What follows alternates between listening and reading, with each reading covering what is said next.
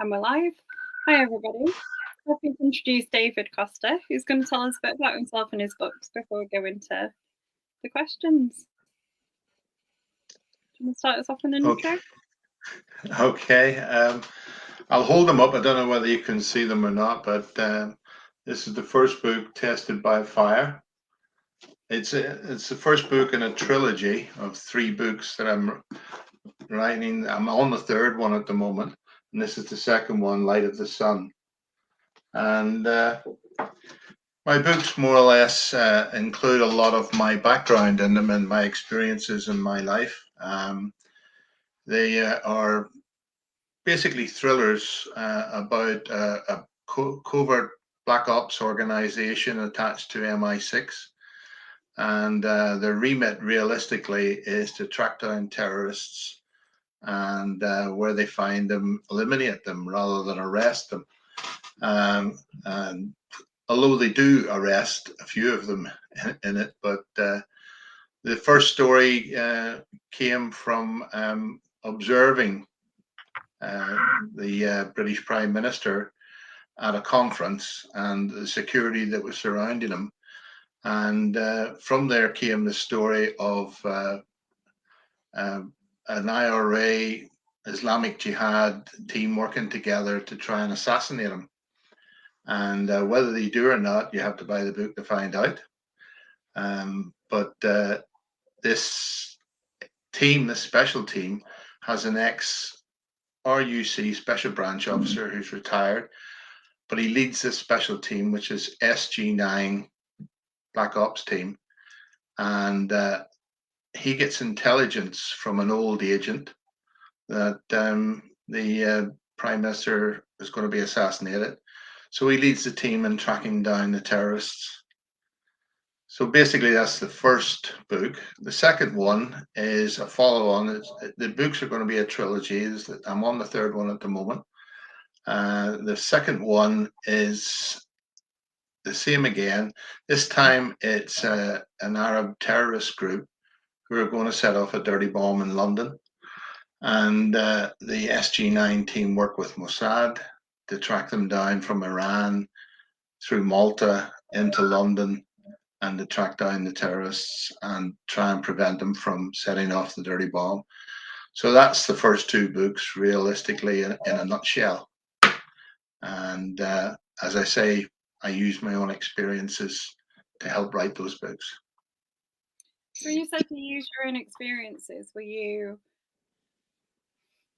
in the armed forces? Were you in like the intelligence? Which kind of branch of that were you in, or where did you get that experience?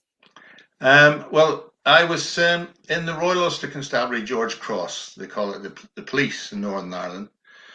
And I was in it for 26 and a half years. And in those 26 and a half years, 24 and a half years, I was in Special Branch. And I worked in all the different departments of Special Branch, from agent handling to covert operations, working on intelligence that had been received, to intelligence analysis. So I worked in all the different departments of it right through my career there. This is the reason why I've had to use a pseudonym, my name. Obviously, David Costa is not my real name coming from Northern Ireland, but to this day, I have been using that background to write the books. What happened was I was talking to my daughter one day and I was saying about just at the start of the pandemic that I had an idea for a book, but the problem is I couldn't write about my own background because of the Official Secrets Act. And she said and made the suggestion, why don't you use your experience to write a fictional book, which I did do. And the pandemic came along and it was the ideal opportunity to sit in front of a laptop and start writing. And that's what happened. And then basically my idea originally was to write one book. I didn't have but then I seemed to get the bug, and I wrote the second, and now I'm 2/3 of the way through the third book of the trilogy. And I have a couple of ideas for other books as well in the future. So that's how it all started. And that was basically my background, um, um, working in intelligence, working with the agencies that I talk about in the books. So I know how they operate. We've got some hellos coming in. So Laura said hello. She says, looking forward to hearing more about an author from back home. Donna said hello, and so has Leslie. Hello, everybody. Got some questions for you that have been sent. So we're gonna work through some of those. We'll see what people ask as well. So I've been asked, why did you decide to write a trilogy? Is there any chance of it being extended into a longer series? Well, that's what I was just saying there. My original idea was writing just the one book, because I think we all talk about everybody's got a book in them. And I started off writing the one book, and as I was writing it, other ideas were coming into my head for a second book and then a third book. I think the trilogy that I'm writing at the moment about David Rees, the main person in them, I think it will end with the third book of the trilogy. As I say, I have other ideas about books. They'll be along the same lines. The books will be along, as I said before, what your English teacher taught you, write about what you know. And so that's what I'll probably be doing. Unfortunately, I can't write about my own experiences, personal experiences, because, as I said, of the Official Secrets Act. I could probably go through the D Notice Committee and all in London, but I don't want to do that there. I'm happy with writing fictional books, and that's where I am at the moment. So going back to my list of questions that got sent, starting with a female suicide bomber who's a soldier of valor is an unusual but interesting opening. Was this a conscious choice before you sat down to write? Yes, funny enough, that one, the female suicide bomber, it starts off in the Ramblas area of Barcelona, which I had just visited on holiday. And I saw how the crowds moved about and things like that. And I went to the actual market where I described in the book about the suicide bomber exploding their bomb. And at that time, when I started to get the idea for the book, there had been a lot of suicide attacks throughout the world in different ways. And so the idea came that way, just from the location and from the news that was circulating in the world at the time about suicide bombers. And it just fell into the sequence and the way the book would move. Fair enough. Do you think that because of the topics you're writing about, you might put off some readers? Or Topics on what? do you think because you're tackling sort of topics like jihadists or like people from the IRA and things, do you think people would be less likely to? Do you have to? Do you sort of consciously think about what you're writing about them so as not to like go too far? Do you worry about whether people would want to read them or? Well, yeah, funny. In my first book, there's a lady in it, and she's pretty much based on a real person, the White Widow. But when I started writing the book, the intelligence was then that she had been killed. So I started writing the book about it, and including this person in the book. But then I found out then that she pops up in another intelligence report that she was planning more terrorist operations. And so I actually had to change the woman's name in the book, because terrorism and the fight against terrorism is ongoing all the time. And it's in everybody's daily lives. We're all aware of it, and we see it on the news every day. And I think that will be of interest to a lot of people.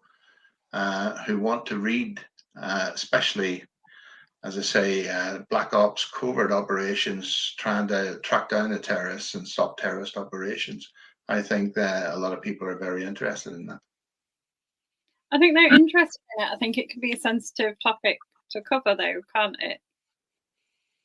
It is. I have to be careful, obviously, as I said, because of the Official Secrets Act and that I don't say anything in my books that would expose the way they do things. I mean, a lot of stuff I don't put stuff in the books that would expose the way they do things, and or expose agents or expose operators. I don't do that with my books. It's purely fictional, and it's funny as I write them and I go along. A lot of times I've held back on stuff, and then a couple of months later, I read a book that has all that stuff in it that I was avoiding writing about, because it changes all the time. I mean, there's journalists in London and around the world whose daily bread is writing about intelligence and about intelligence networks and things like that there. So they're very much up to date. I mean, I watch TV programs and I read some books, and they're way ahead in intelligence and how they do operations, way ahead of what I had to work with. I mean, I've retired many years and we didn't have the equipment and the stuff and the technology that they have today. So I had to do research as well to try and bring the book up to date. And the research that I do, you can get on Wikipedia, you can get on Google, you can get in the news media and the press, or by reading other authors. And that research, then you make notes of it and you use it in your books, and it helps. Do you you're sort of talking about things that you've held back, though. So do you use other experts for your research? Because obviously things like Wikipedia can be edited by anyone, so they're not always as accurate. Yes, no, I do. I mean, I've read books by people who were involved in operations. I mean, some of your listeners, some of the listeners might remember Peter Wright, who was an MI5 spook who wrote a book which was banned in this country for a while, and he went and he sold it in Australia, and then it came out. So he produced all sorts of intelligence and stuff like that there. Chapman Pincher wrote books on MI5 and MI6 about the Cambridge Five and things like that there, which all included truthful things and how they gathered intelligence and how they did operations and things like that there. So I've read quite a lot of stuff by people who were involved in the intelligence game and wrote books about them. And these books now are out there. I mean, the one by Chapman Pincher in particular is called "Their Trade is Treachery," and it was all about these MI6 spies. And you've had books about Kim Philby and things like that there. So yeah, you learn by reading and doing your research, not just in Wikipedia or Google. I mean, as you say, anybody can write that, but I think if you write a book about somebody who was involved in the operations and that there, you better get your facts right. That's why I write fiction. Are you ever called upon to be an expert for people? When I retired, I was contacted and asked if I wanted to come back as a consultant, and I said no. I said that I'd been there, got the T-shirt, I'd done my bit, and I didn't want to go back to that sort of game. Some people do. I know that some people have worked in places like Iraq and Iran and places like that there, and worked for other agencies or private security firms, but I didn't want to get involved in any of that. So that's where I am. I've got a family. I've got other things in my life to do, and I think 24 years was enough for anybody. Fair enough. I wondered if any of them wanted to sort of draw on your knowledge. If sorry, I didn't hear that. I wonder if any other authors have been tempted to draw on your knowledge.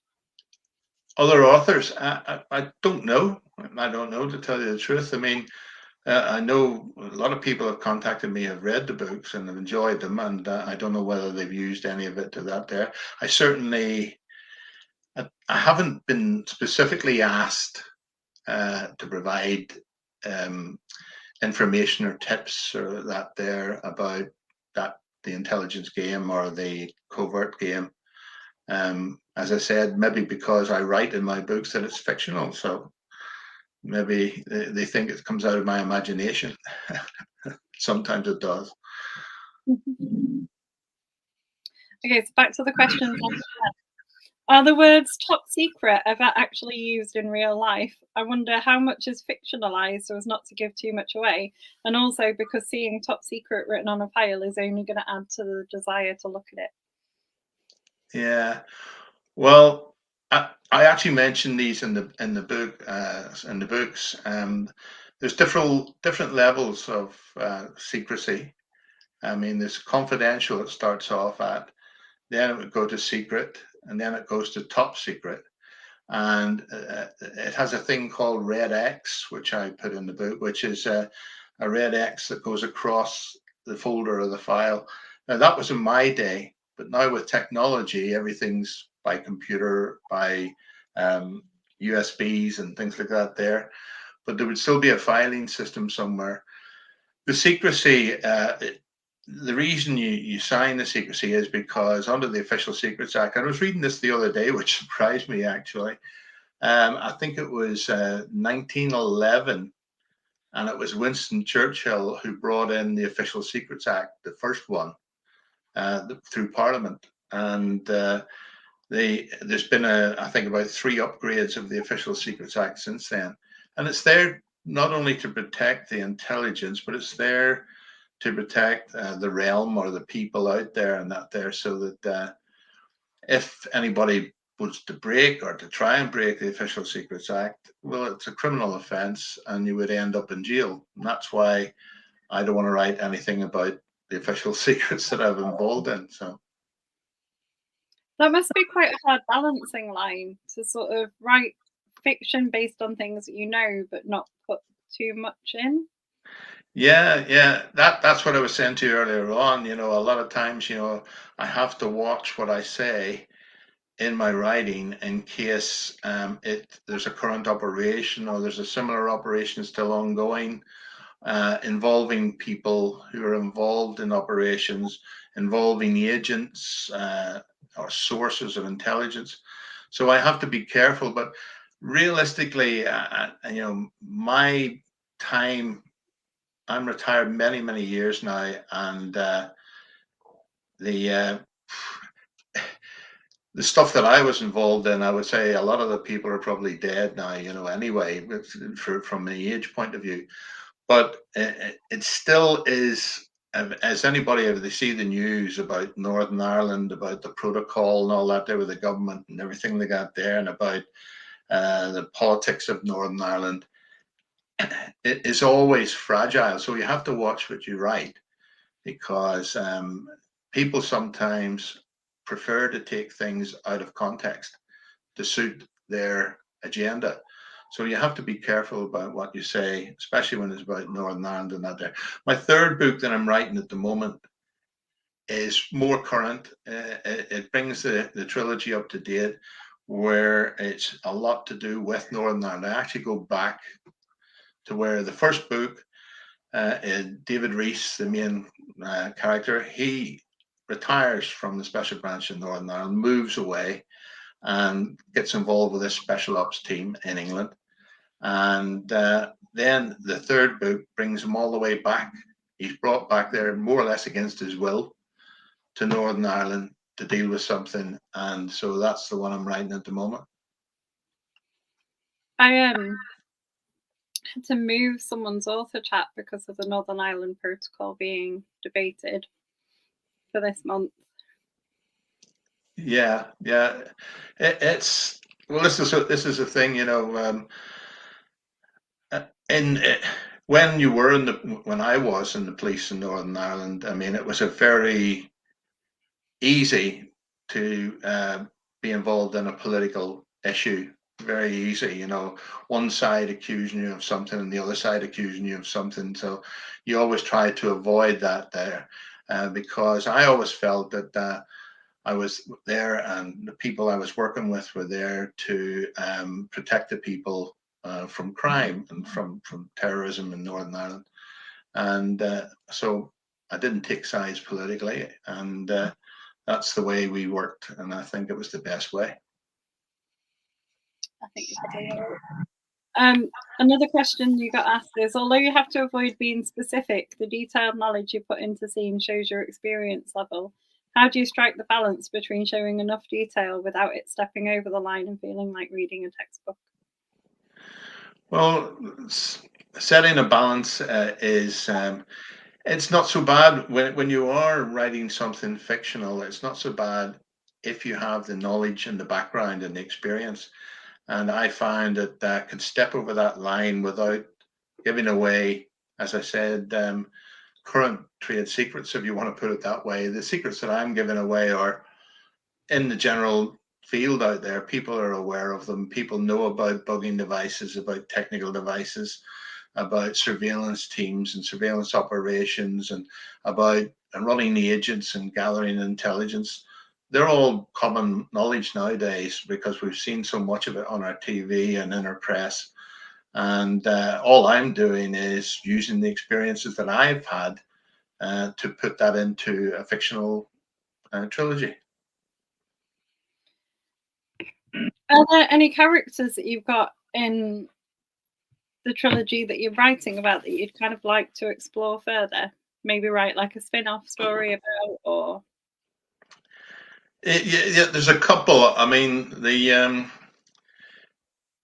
main character, David Reese, he has a relationship with his ex-agent, Mary, and his relationship with Mary has carried all the way through the three books. And that's what I'm saying. The third book now I'm in, I'm wondering, is it going to end the trilogy or is it going to move somewhere else? I have no doubt. When I first started the first book, I didn't intend writing another one. And I'm now writing three. And so I have no doubt when I get near the end of this one, it will probably take me somewhere else in another direction. And it might involve the likes of David Reese, or there's a guy called Jim Broad, who's the sort of boss of the SG9 Black Ops team. See where he goes. I've also involved, which I'm interested in, is the Mossad links, the intelligence links with the Israeli Secret Service and that there. So it might move in that direction again, back towards the Middle East. so you've talked about kind of different types of people who can be drawn into extremism and things in your books. Is there any topics that you wouldn't write about? There's a couple of topics I'd never read, and so I wouldn't write about them. Horror stories and science fiction. They're two of the topics that I don't read. I've never read. I don't even watch them in movies or on TV. I'm not interested unless it's Star Wars. I like Star Wars. It's not too bad. But I think that was because of my children when it first came out, and I got them the Millennium Falcon for Christmas and things like that, and I knew the names of all the spaceships. But no, they're the sort of two topics would be horror and science fiction, and I wouldn't be really interested in them or writing about them. Um, I've toyed with the idea of writing some sort of a history, maybe about the Northern Ireland Troubles, but that would take a lot of work, I think, a lot of effort and a lot of work, and it would take a lot of time. So it would probably be the only other thing that I would do if I wasn't writing about this. So you wouldn't to try writing different types of crime? Crime. My granddaughter, she's very much into crime, and she came to me and she's given me an idea. We've got the basic plot idea for a crime, but I see that the book clubs and all that I see about crime and things like that there, they all have a different inspector, a different sergeant, a different chief inspector. They all give them names, and So I would have to think of a new name for a new chief inspector or inspector. But I could write a book about crime. That's one of the ideas I've had about where I go after I write the trilogy. So what's the space? You might get something about a murder mystery or something like that. Where do you get your name inspiration from? Well, when I was young, I mean, I'm sure a lot of your viewers and writers and authors and readers, um, we all dabbled a little bit writing when we were young. I mean, I'm in my own name. I'm a published poet in 3 anthologies. I'm also a published short story writer in an anthology, and I've always dabbled in writing. Or I think I get my writing from um, writing reports. When you're in the police, your reports have to be legible, understandable, so that people who, the higher ups who are reading them, or the courts or whatever that there is, they understand what you're trying to get across in the writing.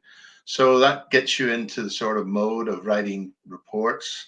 Next thing is short stories. Next thing is novels. So that's how it works, for me anyway.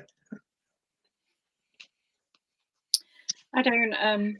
I definitely don't have a book in me. That's for sure. Um, so your name inspiration though, how do you name your characters? Do you go searching for baby names? Do you name them after footballers? Do you name them? Well, this was a vast learning experience for me, because my first editor, when I was using the names, I was using names that were similar in sound. And she told me to change some of the names because people would get confused in their head. I think it's a bit like Saruman and that there in Lord of the Rings. And I got confused with those. And so the names, I think, first of all, like so David Rees, have to be simple and catchy so people remember the name.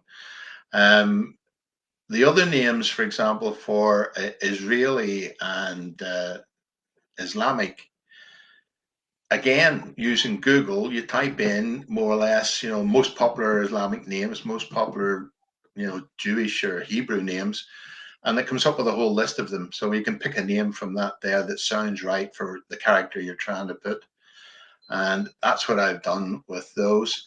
The names of the Northern Ireland ones were easy because I could visualize the people in front of me. I could visualize Mary, the agent. I could visualize David Rees, the special branch officer. I could visualize the terrorists because I saw a few of them in my own time there. And so they were easy to put the names to the faces, and the faces and the characters sort of appeared through them. So it was easy from that point of view. How I got my own name, David Costa, I was with my publisher. My current publisher is a guy called Conrad Jones, which some of your listeners might know. And Conrad, he's written about 25 books, and he decided to form. I knew him for a few years, and he mentored me through my first book, and then he decided to set up Red Dragon Publishing, and asked me would I be its first dragon, as he called it. So I said yes, and he's helped me tremendously from the point of view of marketing and sales and things like that, because I'm useless at that stuff. As you know, Caroline, me and technology is a problem sometimes.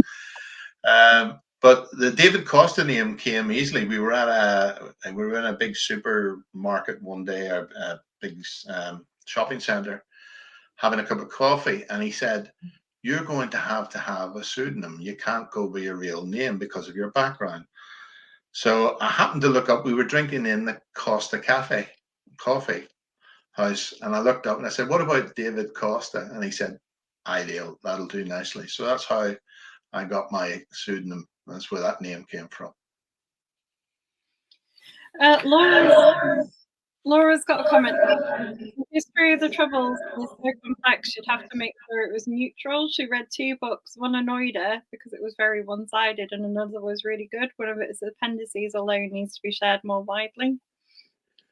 Yeah, thanks, Laura, for your question. I mean, I think, like most authors, it's a learning experience as well, what to put in and what not to put in, and what to keep out. And I've tried to highlight the dangers and the risks, not just to the good guys, but also to the bad guys. I've tried to highlight the reasons why they're doing these things and what their beliefs are. And sometimes that comes across okay. Sometimes maybe it's a bit lost in the writing, but I do try to get the both ideals and what's going on. And the third book now, it's doing a lot more of that. I think it's a learning experience as you go along. As I've gone along, certainly it's been a very learning experience for me. So, one of my current to ask people is, what have you read recently that you've really enjoyed? What have been your reads of the year so far? Well, my reads, I do a lot of reading of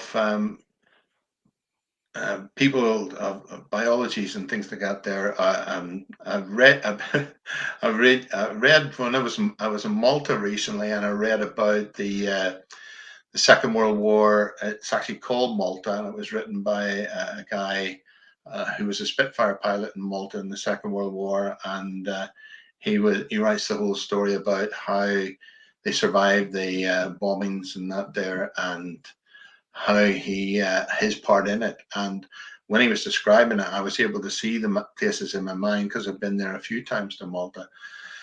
I've also read books I read a couple by John Grisham and The Client and things like that there. And he's a good writer. And I actually looked him up quite a bit. And I was explaining earlier on to Caroline that I saw an interview he did where he described how his first book came into his head. And his lawyer background, he was in a court one day and he saw something that happened which made him go out and start writing the book. And that's what got him started, again, using his own personal experience. And I read a lot of history and books like that there. And I've read a few books by Ernest Hemingway.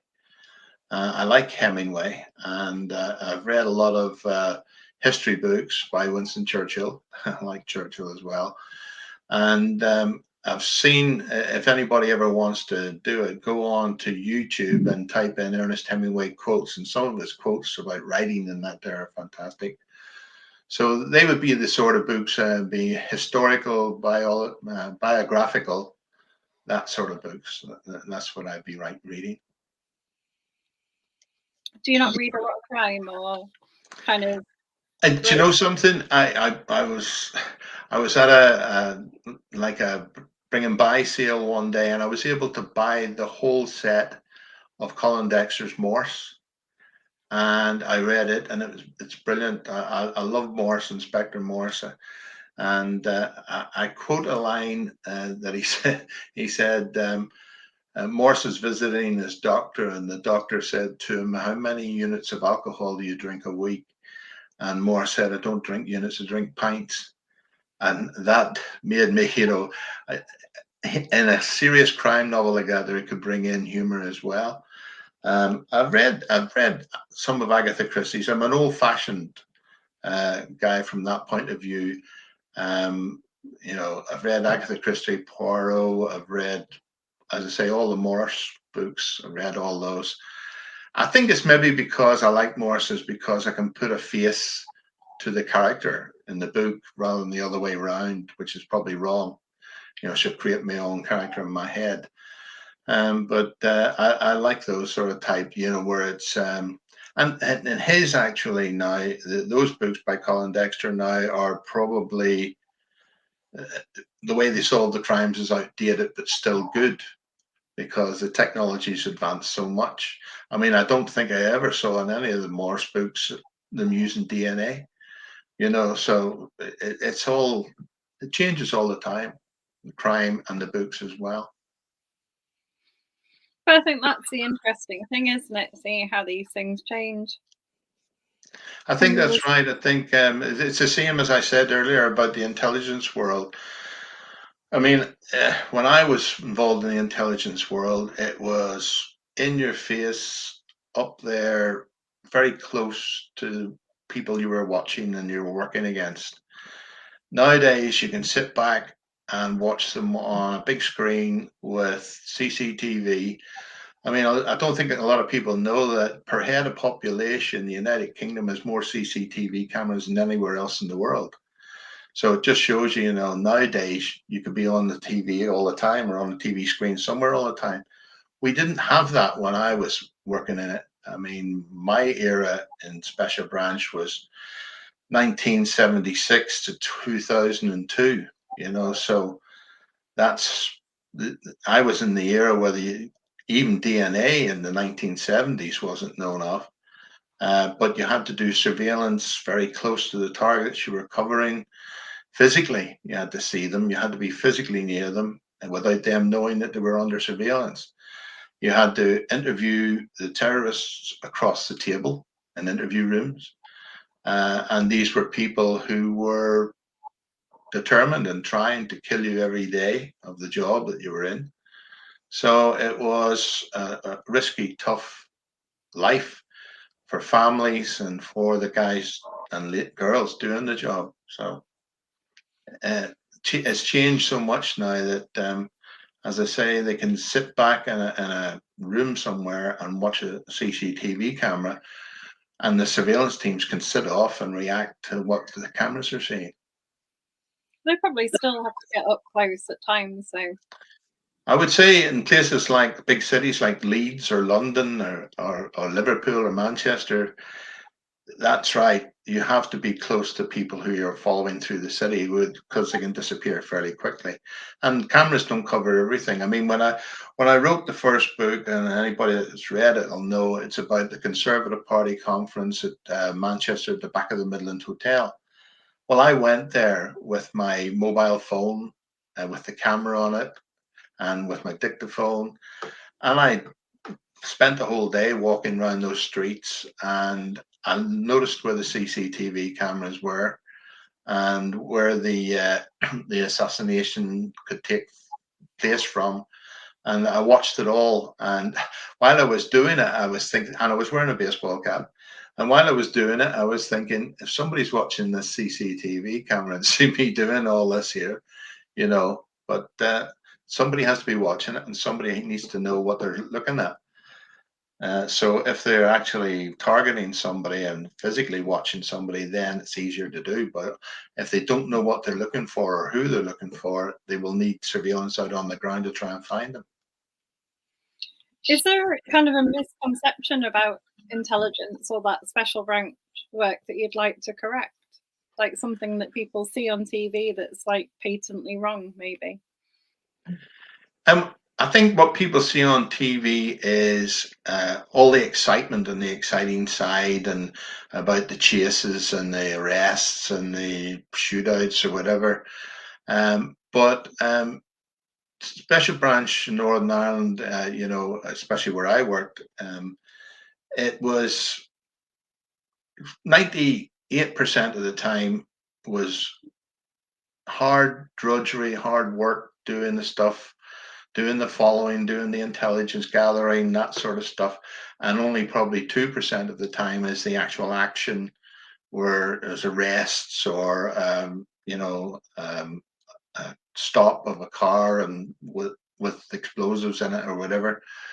Only about 2% of that. So it could be, it's not boring, because you're doing something very worthwhile that you're really determined to save life and to stop terrorist operations taking place. So it's not boring from that point of view, but it can be over very quickly once an operation does hit the ground and you go into an arrest operation situation.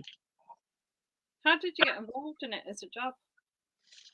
Well, as I say, joined the RUC in 1976, and in those days, to get into Special Branch, you had to show an interest, but you had to do 2 years in uniform as a uniformed police officer first.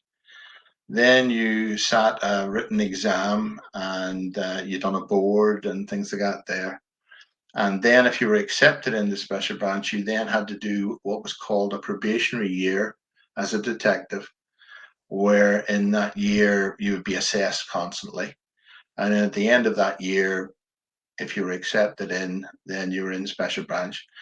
There was a whole lot of different departments, like all intelligence agencies and organizations. There's different departments. There's the ones that recruit agents and run agents. There's the ones that do surveillance and follow people and install bugging devices and things like that.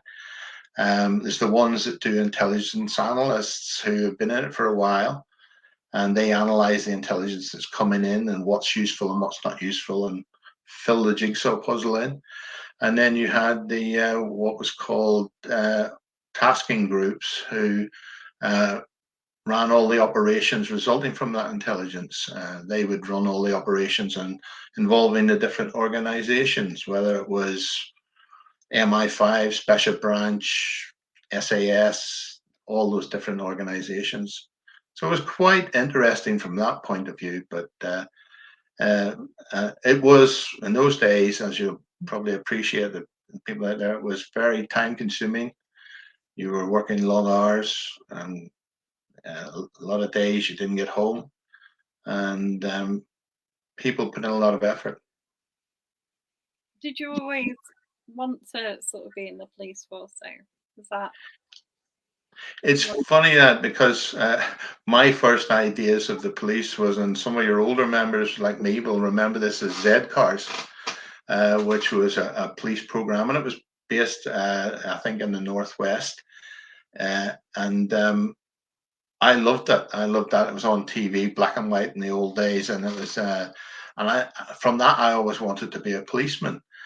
But I didn't join the police until I was 21 years of age, and the prior to that, there I worked in the catering industry, and then what happened was I'd always wanted to join the police, but I was worried about my education qualifications of passing the police exam.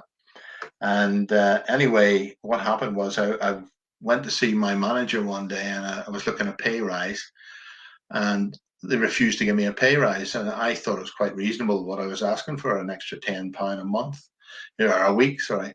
And he said, I said, well, I'm looking for another job then. And he said, well, why don't you apply for the police? He says, you know, you're a big lad. And so I immediately went home that night, filled out the form, and the rest is history. And when I got my first pay packet, from my training, when I was in the training depot, I came back with my first pay packet. I went to the same place, the hotel where the manager was, and I had a steak and a bottle of red wine.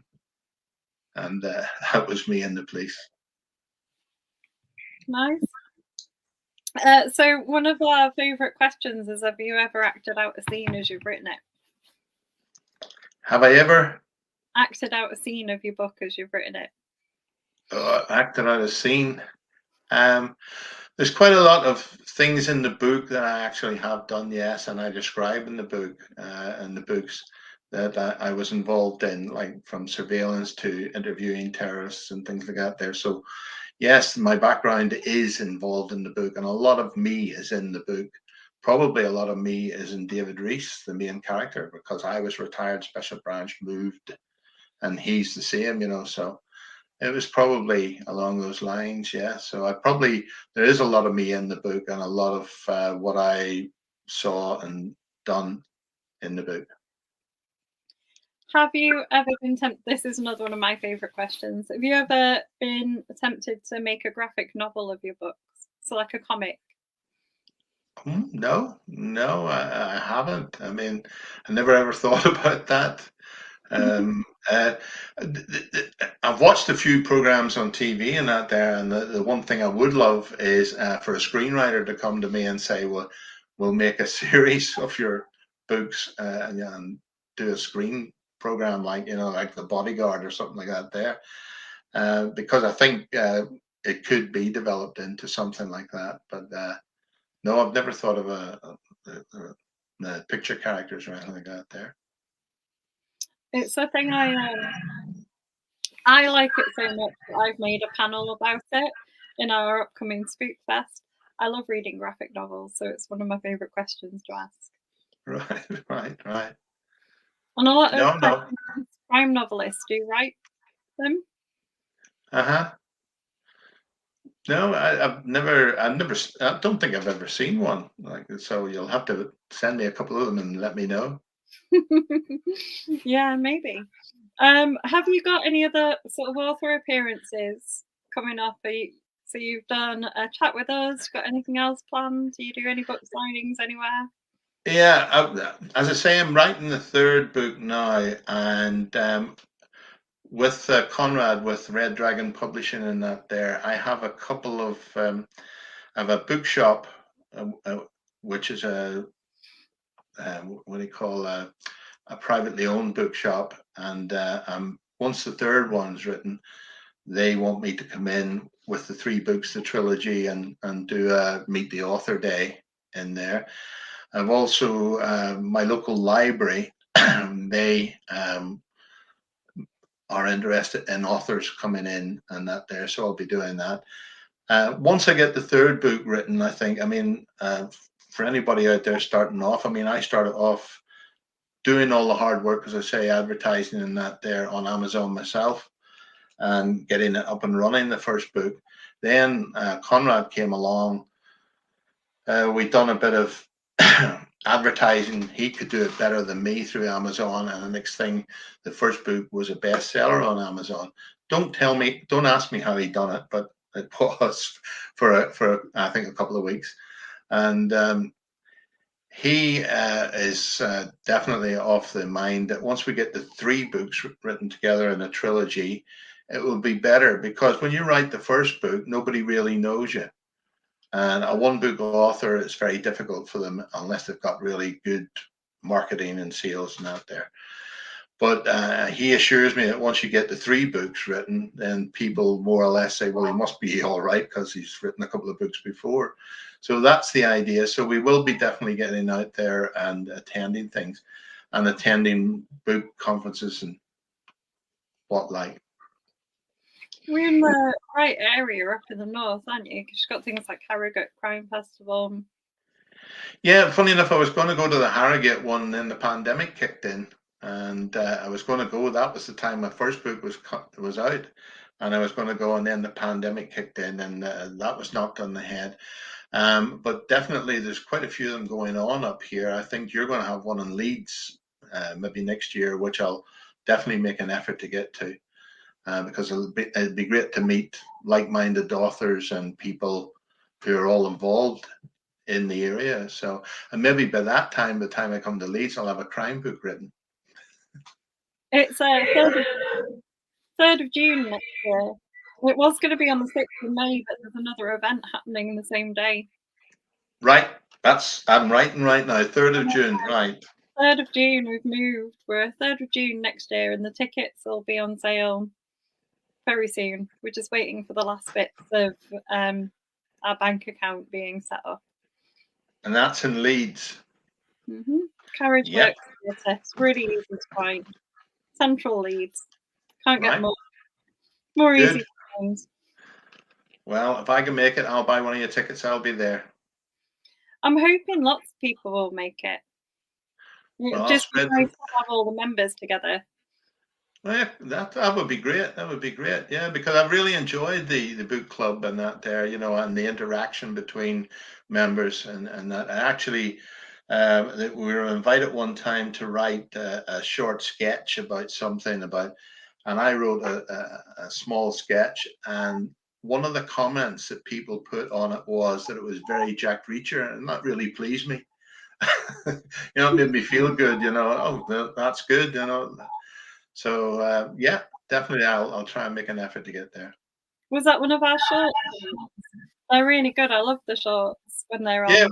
It was one of the short stories, and it was basically about a drunk in a bar, sort of starting a fight and starting a row, and an off-duty policeman sorting it. And it was the way the wording went, a bit of dialogue in it, and I called it actually Harry's Bar, and it was on the site, and I was pleased the way it came out. Good. When do you imagine book 3 will come out that you're working on at the moment? Well, I'm hoping to have it finished at the end of November. Then, at the moment, what I've been doing is, and this might be helpful to other people if they can do it. I've been sending it a third at a time out to 2 proofreaders who I know are very good. And when they send the proof back after the first third, then I was able to tidy it up. And then so I'm tidying it up and editing it as I go along. But then you get to the end of it, and it's had maybe about 3 of my own edits and a couple of but 3 of the proofreaders, and then it has to go to an editor. And Conrad organizes the editors and that there. And it all depends on how quick they are, come back with a format and that there and get it out. The next thing I'll be doing, and I'll be talking to Conrad Jones about this, is designing the cover for the third one. And I think that's another bit of advice I can give it to other people who are writing, is that are starting out, is when you get to about 2/3 of your book in your head or done on the paper, get a design cover if you can, and then look at the design cover when you're writing, because that keeps you online for the finish, for the last bit, which is usually the most difficult part, getting the last bit right. I mean, the first 2 books, I've actually been able to link them into each other. The first one linked into the second one, and it picked up where the first one left off. And the second one is now linked into the third one, and it picked up. So it's been a link all the way through, which is good. But the thing that I find about the trilogies is that you more or less have to, if somebody lifts the book for the first time, say lifts the third book, you can't just start. You have to describe all the people and their backgrounds almost the same way again, but without being repetitive. It's very difficult to do it that way. One of the toughest things I found in the books probably was timelines. Following a timeline, keeping to a timeline, and so that can be tough as well. I mean, when I started off, I've got a list here, I think, of the characters that I've included in my books so far, and there's 64 characters so far that I've created, but most of them are just 1-line characters or 2-line characters, so there's no problem. But you can't just have sort of 2 characters in a book. I'm sure people have tried that, but certainly not for me. I'd get bored very quickly. It'd be dialogue, most of it. So there are a few of the things that make it. So I'm hoping, if we can get it the end of November, finish the end of November, edit it in the new year, it'll be out early New Year, the book, before I go to Leeds. Do you design your own covers, or do you have someone that you work with? I had ideas, and there's a lady called Emma, and I went to her, and I gave her my ideas, and she sent me back a few. I also went on the first book. I went on Shutterstock, is it? And I got a design from, I think, somewhere in Nigeria or something like that, but it fitted what I was looking at.